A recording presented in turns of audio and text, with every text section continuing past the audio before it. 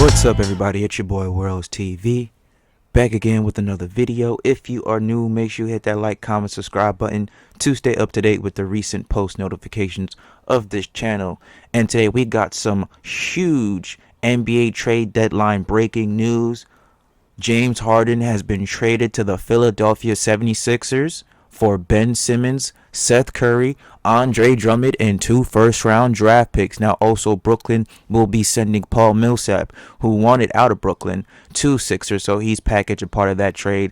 And my very first initial thoughts on this deal is that the Nets got better, and here is why. As much as we want to clown Ben Simmons for not developing a 10-foot jump shot, playing in Brooklyn, he doesn't need to have a 10-foot jump shot because he's going to have Kevin Durant and Kyrie Irving who's going to be doing most of the shooting. Now also this, Ben Simmons' style of play fits with those two type of caliber stars. All he has to do is play defense, which he's very good at. He could guard 1 through 4 position, possibly 1 through 5 because of his height and his strength. And he's very good at running the offense, distributing the ball. So imagine a Ben Simmons, 6'10", point guard vision, in a fast break opportunity, dishing it to Kyrie or KD for wide open 3. That is deadly. Not only that, Brooklyn also got a sniper shooter in Seth Curry. And we all know how great of a shooter his brother is. So the genes carried over to the other family member. Now look at this. Initial thoughts is whoever gets the superstar wins. Now Brooklyn, again, they got what they needed in the trade, but Philly added star power in terms of that Harden and Embiid pick and roll is going to be deadly, and Harden is very dependable when he is motivated and actually decides to play. But Brooklyn had to make this trade. I was watching this early on ESPN that Woj and Whitaker said that the Nets had to make this trade because ultimately Harden said, you know what? He went back into Rockets Harden when he just decided not to play because he wanted to cry and complain and want out when things get a little too hard in adversity. So my only thing is this. Harden's going to be in a city where the fan base is rabid, okay? They are going to let you know when you are cheating them on effort. They're going to let you know when you're not playing hard, when you're not getting back on defense, when you're missing a lot of shots.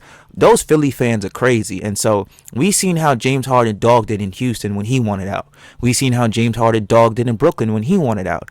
If he decides to dog it for some reason when him and Embiid don't work in Philly and he decides to dog it out, those Philly fans are going to come after his neck, and they are not going to come at him lightly. Look at what they did to Ben Simmons. He damn near cried and wanted to trade out. So it just really put a bad light on James Harden because this is your second team in second consecutive years and how you went out. Like, you wanted the trade to the Nets.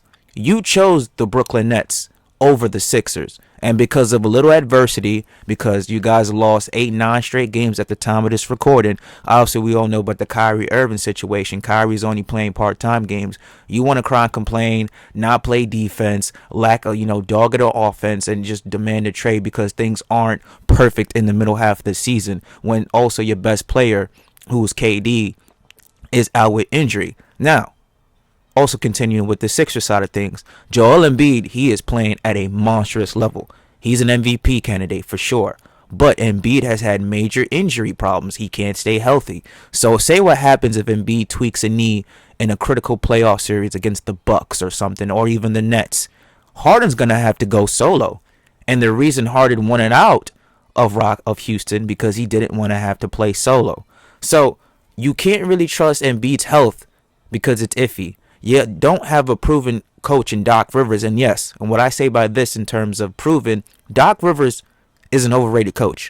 He has the most 3-1 blown playoff leads in history. Now, he won a championship, but he had 3 Hall of Famers. You could possibly say 4, Rajon Rondo, on that 2008 Boston Celtics team.